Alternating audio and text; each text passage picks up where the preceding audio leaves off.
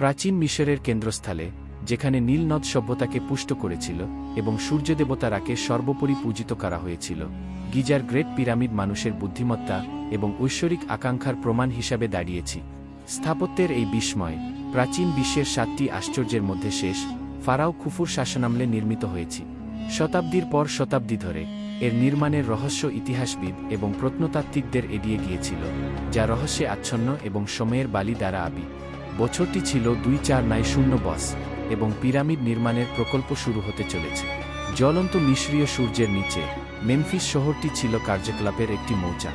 নবীন pyramid সাইটের ছায়ায় Imhotep নামে একজন তরুণ লেখক এই বিশাল কাজের সাথে জড়িতদের দৈনন্দিন ক্রিয়াকলাপ এবং স্মারক প্রচেষ্টা রেকর্ড করেছিলেন। ইমহোটেপ কিংবদন্তি স্থপতির নাম ধারণ করে, যিনি জোসারের স্টেপ পিরামিড ডিজাইন করেছিলেন। এই মহান প্রকল্পে অবদান রাখতে এবং পরবর্তী প্রজন্মের জন্য এর অগ্রগতি নথিভুক্ত করতে আগ্রহী ছিলেন। ফারাও খুফু পিরামিডের নকশা তার প্রধান স্থপতি হেমিজুনুর কাছে অর্পণ করেছিলেন, যিনি অতুলনীয় জ্ঞান ও অভিজ্ঞতার অধিকারী ছিলেন। হেমিজুনুর পরিকল্পনা ছিল দুঃসাহসী কিন্তু সূক্ষ্ম। তিনি গিজা মরুভূমিতে একটি মালভূমি বেছে নিয়েছিলেন, পিরামিডের বিশাল ওজনকে সমর্থন করতে সক্ষম একটি শক্ত শিলাভিত্তি নিশ্চিত করেছিলেন। প্রকল্পটি সুনির্দিষ্ট গণনা এবং অটল উৎসর্গ দাবি করেছে। চাবুকের নিচে শ্রমদানকারী কৃতদাসদের জনপ্রিয় চিত্রের বিপরীতে পিরামিড নির্মাণকারী কর্মীবাহিনীর মধ্যে দক্ষ শ্রমিক, কারিগর এবং কৃষক ছিল, যারা মৌসুমী কাজ করত যখন নীল নদের প্লাবন চাষকে অসম্ভব করে তুলেছে। তারা ভালো খাওয়ানো, ভালো বাসস্থান ছিল এবং তাদের প্রচেষ্টা একটি পবিত্র দায়িত্ব হিসাবে বিবেচিত হয়েছিল, কারণ তারা বিশ্বাস করত যে পিরামিড নির্মাণ তাদের ফারাও এর অমরত্ব নিশ্চিত করেছে এবং ফলস্বরূপ পরবর্তী জীবনে তাদের নিজস্ব মঙ্গল। ইমহোটেপ এই শ্রমিকদের সংগঠনকে ক্রু এবং দলে বিভক্ত করেছে। প্রতিটি ক্রু নির্দিষ্ট কাজের জন্য দায়ী ছিল: চুনাপাথর ব্লকগুলি খনন, পরিবহন এবং স্থাপ। শ্রমিকদের গ্রামটি নিজেই একটি আশ্চর্যজনক ছিল।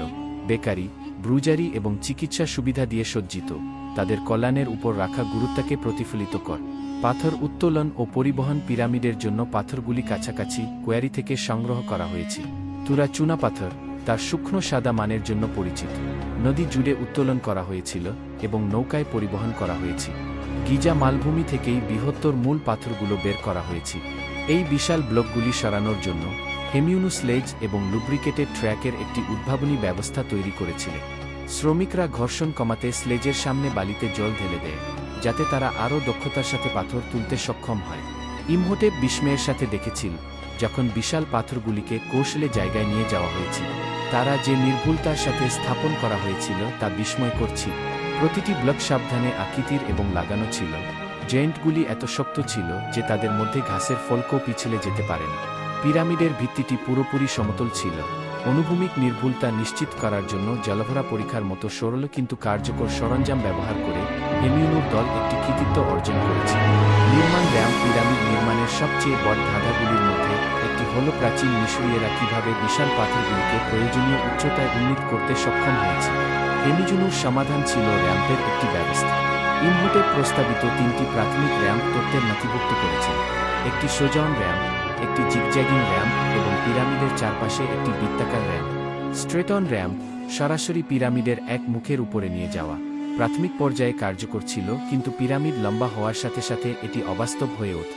পিরামিডের মুখ বরাবর জিগজ্যাগিং র্যাম্প পিরামিডের মুখ বরাবর ঘুরতে ঘুরতে একটি সমঝোতার প্রস্তাব করেছিল, কিন্তু বৃত্তাকার র্যাম্প পিরামিডের বাইরের চারপাশে সর্পিল হয়ে সবচেয়ে দক্ষ প্রমাণিত হয়েছে। এই পদ্ধতিটি শ্রমিকদের আপেক্ষিক স্বাচ্ছন্দ্যে সর্বোচ্চ স্তরে পাথর তোলার অনুমতি দেয়। ইঞ্জিনিয়ারিং মার্ভেলস নির্মাণটি শুধুমাত্র শারীরিক ধৈর্যের পরীক্ষাই নয়, প্রাচীন মিশরীয়দের গণিত এবং প্রকৌশল সম্পর্কে উন্নত বোঝার প্রমাণও ছিল। ইমহোটেপ প্রাচীন স্থপতিদের সাথে ঘণ্টার পর ঘণ্টা কাটিয়েছেন, অসাধারণ নির্ভুলতার সাথে কোণ, দৈর্ঘ্য এবং লোড গণনা করার তাদের ক্ষমতা দেখে বিস্মিত। পিরামিডের সারিবদ্ধতা ছিল আরেকটি বিস্ময়। চারদিকের প্রতিটি কম্পাসের মূল বিন্দুগুলির সাথে প্রায় নিখুঁতভাবে ভিত্তিক ছিল। পিরামিডের মধ্যে চেম্বার এবং প্যাসেজগুলি সমানভাবে চিত্তাকর্ষক ছিল। গ্র্যান্ড গ্যালারি, কিংস চেম্বারের দিকে আরোহণ, স্থাপত্যের উজ্জ্বলতার একটি কীর্তি ছিল। উপরের পাথরের বিশাল ওজন খোরবেল্ড দেয়াল দ্বারা সমর্থিত ছিল, একটি নকশা যা লোড বিতরণ এবং পতন প্রতিরোধ করে। কিংস চেম্বার নিজেই বিশাল গ্রানাইট ব্লক থেকে তৈরি করা হয়েছিল, যা আসওয়ান থেকে কয়েক মাইল দক্ষিণে পরিবহন করা হয়েছে। চূড়ান্ত ক্যাপস্টোন বছর অতিবাহিত হওয়ার সাথে সাথে পিরামিড বাড়তে থাকে, ইঞ্চি ইঞ্চি সমাপ্তির কাছাকাছি। ইমহোটেপ এখন একজন পাকা লেখক শ্রদ্ধার অনুভূতির সাথে নির্মাণের চূড়ান্ত পর্যায়গুলিকে ক্রনিক করেছে।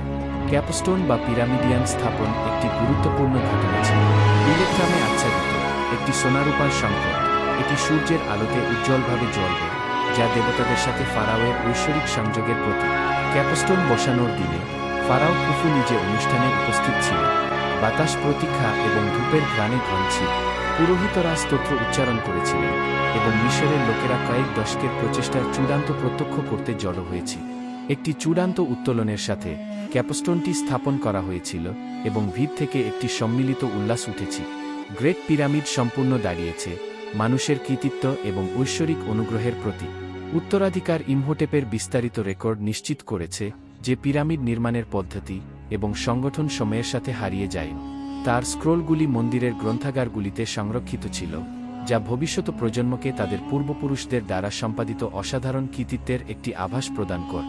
কয়েক শতাব্দী পরে আধুনিক যুগে প্রত্নতাত্ত্বিক এবং ইতিহাসবিদেরা এই প্রাচীন গ্রন্থগুলি উন্মোচন করবেন, যা পিরামিড নির্মাতাদের কৌশল এবং চতুরতার উপর আলোকপাত করবে। র্যাম্পের তত্ত্ব, শ্রমিকদের কল্যাণ এবং নির্মাণের নির্ভুলতা ইমহোটেপ এবং তার সমসাময়িকদের অ্যাকাউন্টগুলিকে বৈধতা দিয়ে নতুন প্রমাণ দ্বারা নিশ্চিত করা হবে। গিজার গ্রেট পিরামিড মানব ইতিহাসের সবচেয়ে আইকনিক কাঠামোর মধ্যে একটি, যা প্রাচীন মিশরীয়দের চাতুর্য, উৎসর্গ এবং আধ্যাত্মিকতার প্রমাণ। এটি কেবল একটি ফারাওয়ের সমাধি হিসেবেই নয়, বরং একটি সভ্যতার স্থায়ী চেতনার স্মৃতিস্তম্ভ হিসাবে দাঁড়িয়ে আছে, যা তাদের সময়ের সীমা লঙ্ঘন করে এমন একটি স্কেলে স্বপ্ন দেখার সাহস করেছে।